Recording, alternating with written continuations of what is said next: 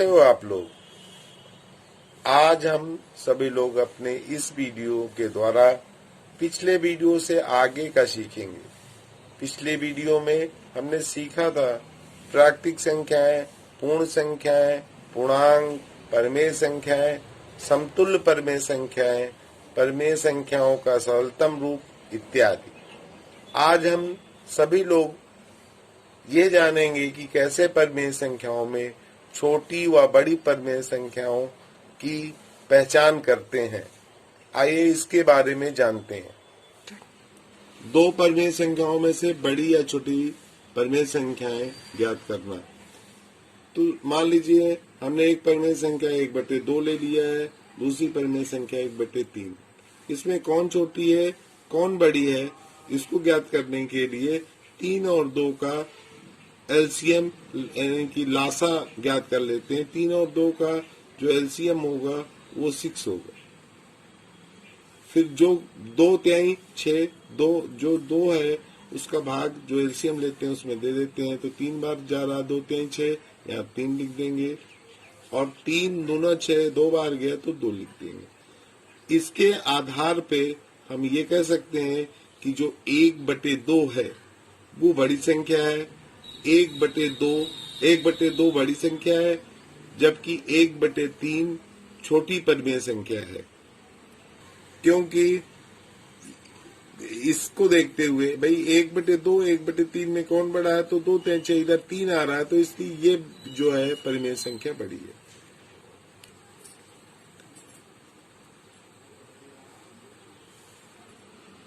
यदि मान लीजिए यही परमेय संख्या लेते हैं, इसको यहाँ माइनस लगा देते हैं और ये 1/3 यही परमेय संख्या है। अब इसमें से कौन छोटी है कौन बड़ी है, तो वही क्रिया हम करेंगे।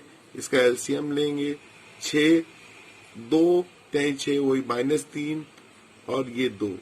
तो जो धनात्मक संख्या होती है वो ऋणात्मक संख्या से बड़ी होती है। इसलिए अब जो है अगर इस तरह लिखा हुआ है तो जो बड़ी परमेय संख्या है वो 1/3 है। यदि 2 से अधिक परिमेय संख्या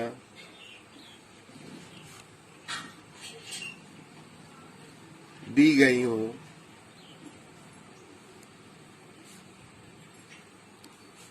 और उन्हें बढ़ते या घटते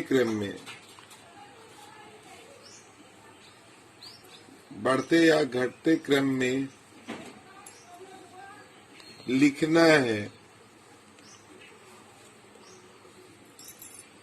तो इसी प्रकार ही लिखते हैं। परंतु यहाँ पर यह जरूरी है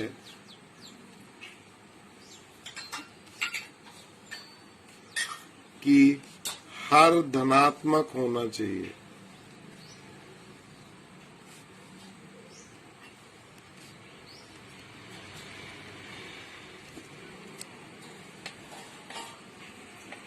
जैसे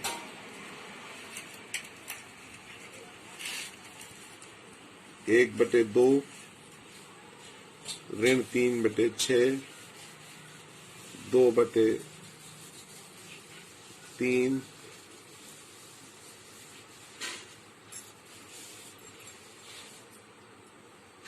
3/2। अब इन सभी संख्याओं का हम एलसीएम लेंगे। 2 6 3 2, इसका एलसीएम 6 ही होगा।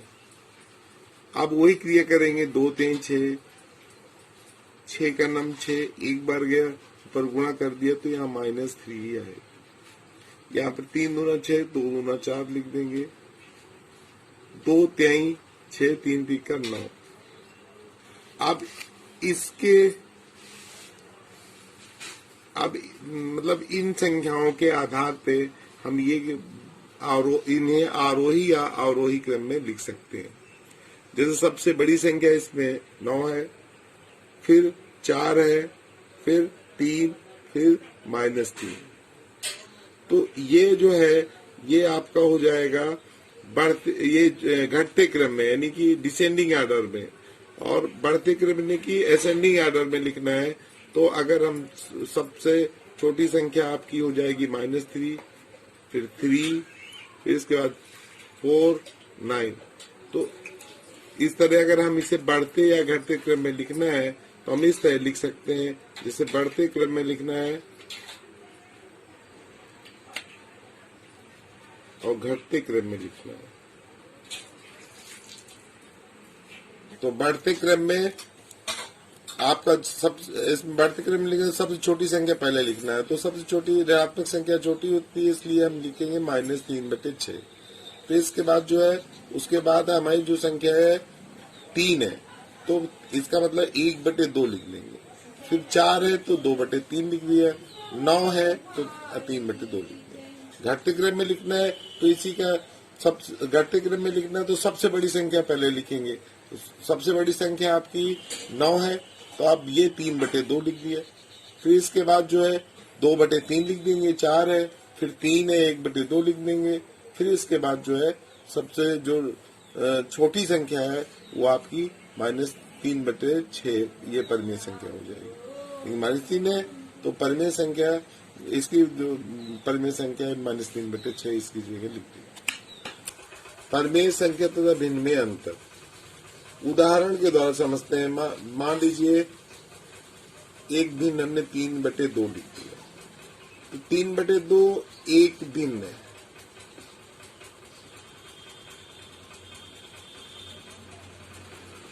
जबकि -3/2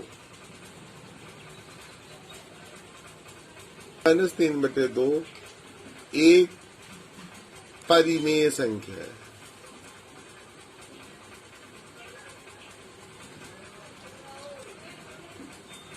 अतः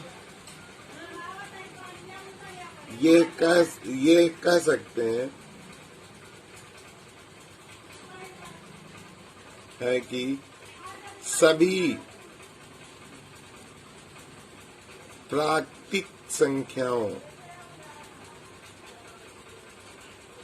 के अनुपात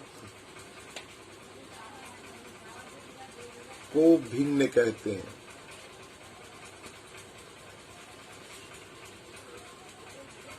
जबकि पूर्णांकों के अनुपात को परिमेय संख्या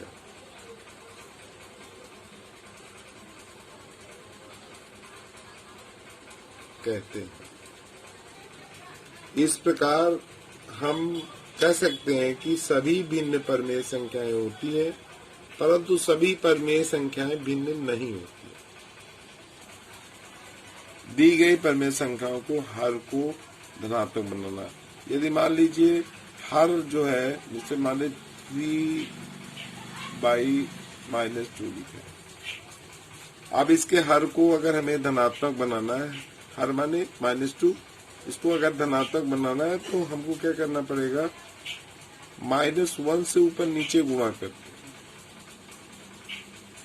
तो ये हमारा हो जाएगा -3 और ये धन में हो जाएगा, क्योंकि minus into minus is equal two plus. तो ये आपका जो है हर धनात्मक हो गया।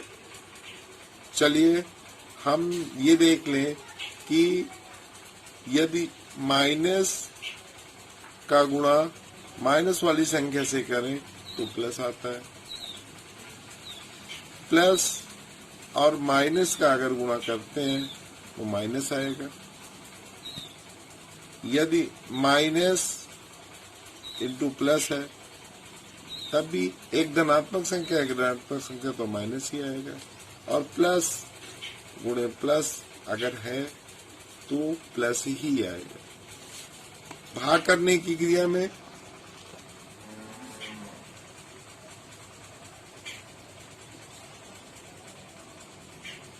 क्रिया में यदि हम अगर भाग करने की क्रिया है, मान लीजिए माइनस संख्या है कोई और उसमें उस भाग हम प्लस संख्या से दे रहे हैं, प्लस संख्या से दे रहे हैं, तो क्या आएगा? ऋणात्मक ही आएगा। यदि माइनस भागे माइनस यानी कि माइनस की दोनों संख्याएं हैं तो प्लस आएगा, क्योंकि माइनस माइनस कट जाएगा। अगर प्लस माइनस है तो सेम, अगर प्लस भागे माइनस है तब भी हमारा क्या आएगा? माइनस ही आएगा। और प्लस प्लस है तो प्लस आएगी ही संख्या। तो ये आपको खैर पहले से जानकारी है, लेकिन फिर भी हम आपको थोड़ा सा बता दे रहे हैं। तो इस जो अगली अभ्यास है, आपकी अभ्यास प्रश्न के सवाल है, वो आपको स्वयं ही करना है। और मुझे पूरी आशा है कि आप लोग सारी सवालें इसकी जो अभ्यास प्रश्न है उसको लगा लेंगे। अगर कोई दिक्कत होती है तो उसके द्वारा या फोन करके अपनी समस्या को सुलझा सकते हैं। तो